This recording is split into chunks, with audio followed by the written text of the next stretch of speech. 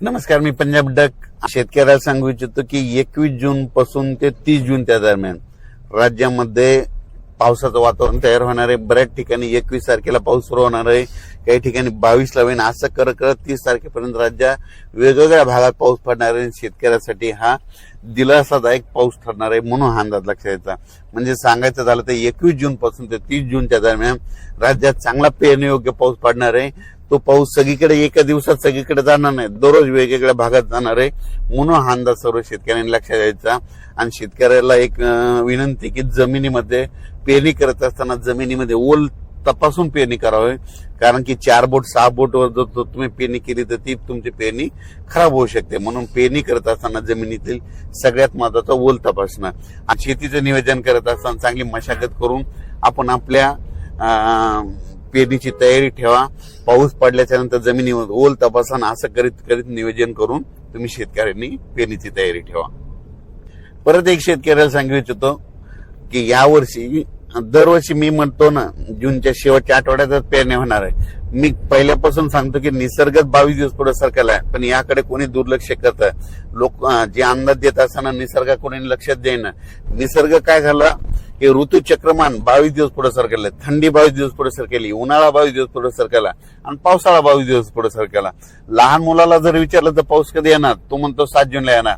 पण आता भविष्यामध्ये काय करावं लागणार आहे, आता 7 जून ऐवजी आपल्याला दरवर्षी म्हणावं लागणार आहे जूनच्या शेवटच्या आठवड्यात पाऊस येणार आहे आणि पेरणी होणार आहे असं म्हणावं लागणार आहे। कारण की हे भविष्यात ही परिस्थिती असंच राहणार आहे। पाऊस दरवर्षी 7 जूनला येणारच नाही, फक्त थोड्या भागात पडेल, पण खरी पेरणी मात्र 14 आपलं जूनच्या शेवटच्या आठवड्यात होणार। म्हणून आता 2027 बी धरा, 2028 आणि 2029 ला तरी तुम्ही काय करा, वाटल्यास आतापासूनच लक्षात ठेवा पेरणी कधी होणार तर शेवटच्या आठवड्यातच होणार। आणि यावर्षी तशीच परिस्थिती मी खूप दिवसापासून सांगत होतो, निसर्ग पुढे सरकला, पण याकडे कोणी दुर्लक्ष करत, सगळेजण दुर्लक्ष करत होते। पण आता खरी वेळ आली। आता बघा तुम्ही, दरवर्षी जूनच्या शेवटच्या आठवड्यात पेरणी होणार आहे, म्हणून हा अंदाज लक्ष। एलिनो बद्दल सांगायचं झालं तर एलिनो असो या नसो, दरवर्षी आपल्या महाराष्ट्रामध्ये भारतामध्ये पाऊस येतो तर येतोच, ही गोष्ट लक्षात घ्यायची।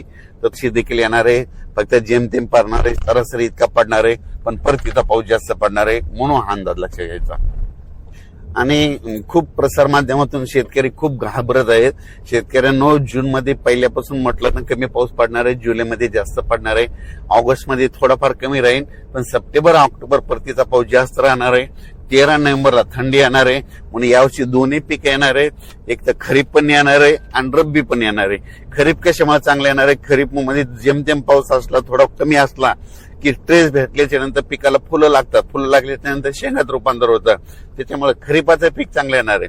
आणि त्याच्यानंतर रब्बी पीक कशामुळे येणार आहे, कारण की खरीप आणि रब्बीचा निवाडा करणारा जो पाऊस आहे ते एक पाऊस काय होतं, ऑक्टोबर परतीचा पाऊस पडणार आहे, त्याच्यामुळे ते निवाडा करणारा ते परतीचा पाऊस जास्त पडणार आहे, त्याच्यामुळे रब्बीचं पीक चांगलं येणार आहे। म्हणून शेतकरी हिताचं यावर्षी साल आहे, म्हणून हे लक्षात द्यायचं, अफवेला पडू नका आणि यावर्षी पाऊस पडणार आहे। धन्यवाद।